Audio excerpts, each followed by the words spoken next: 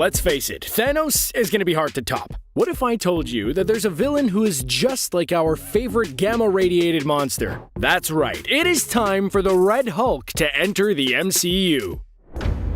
There are two things that Thaddeus Thunderbolt Ross is obsessed with. Number one, finding a way to control superpowered beings on behalf of the United States of America. Number two, mustache maintenance. It doesn't matter if he's played by William Hurt or Sam Elliott, that mustache game is flawless. Ross has failed 3 times to get this whole superhero problem under control. His first experiment led directly to the creation of the Hulk, to his professional humiliation. The second experiment led to Blonsky turning into the Abomination, to further humiliation. Then, somehow, he managed to become Secretary of State and proposed the Sokovia Accords, which disassembled the Avengers and led to Thanos winning Infinity War. Honestly, Ross's promotion to Secretary of State after all that really makes me question President Ellis's whole administration. So, with so much failure to contend with, do we think that Ross will just pack his things and retire? Has he learned his lesson? Of course not! To quote another Marvel villain, "Fine.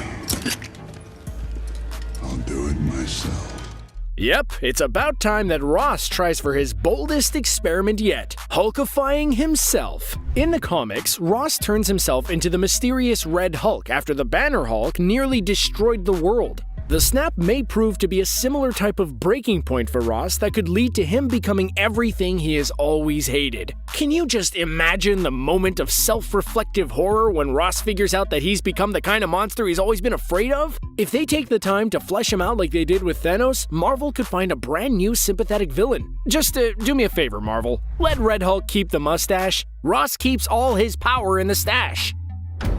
Now, after Endgame, many fans were kind of upset about the fact that Hulk didn't do a whole lot of fighting. He got KO'd pretty hard by Thanos and then pretty much sat out the rest of the film until he merged with Banner. Professor Hulk may have saved the world with the Iron Gauntlet, but he pretty much left the smashing to everyone else. All that could change with the introduction of a brand new Hulk. Red Hulk not only possesses the incredible strength and durability of the Hulk, but he also keeps Ross's brilliant tactical mind. While Professor Hulk was smart enough to crack time travel, his battle instincts are more in line with Banner's than Hulk's. He may have to revert back to his Sakaar days to be able to take on this new threat. That might not be enough to take down Red Hulk, though. As we saw at the end of Endgame, Professor Hulk was pretty damaged when he snapped all of Thanos' victims back to life. It's entirely possible that the injury to his arm is permanent, which would severely limit him in a fight. Maybe this will even lead to Hulk's Logan moment, where he has one last chance to prove he's still got some fight left in him. Luckily, Marvel is about to introduce a character that could provide some backup.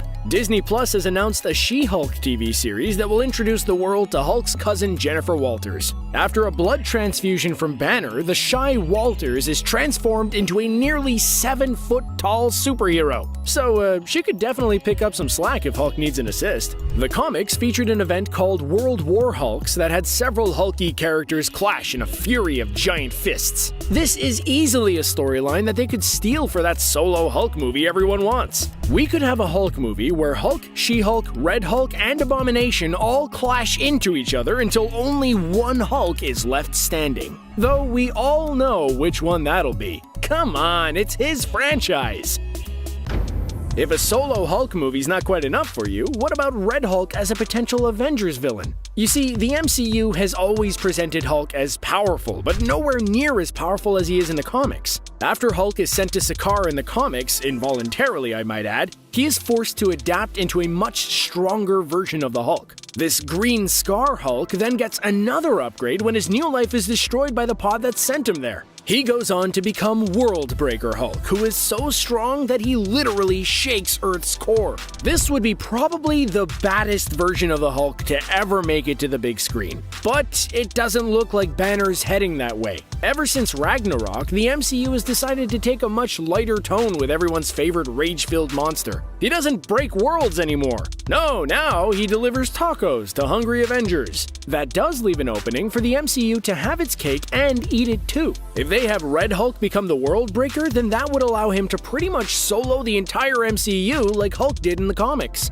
This situation would then force Professor Hulk to tap into his rage again so that he too could get on that world breaker level. And then then we'd get a fight between two world-breaker Hulks that would put to bed all those complaints about how watered down the MCU Hulk is. After Hulk beats Ross, he could then revert back to Professor Hulk and continue his life of posing for selfies and special ordering giant-sized prescription glasses. See, Disney? You can have your really metal, overpowered Hulk and your family-friendly Taco Hulk. Hey, give me a call after you inevitably watch this video. I've got the screenplay ready.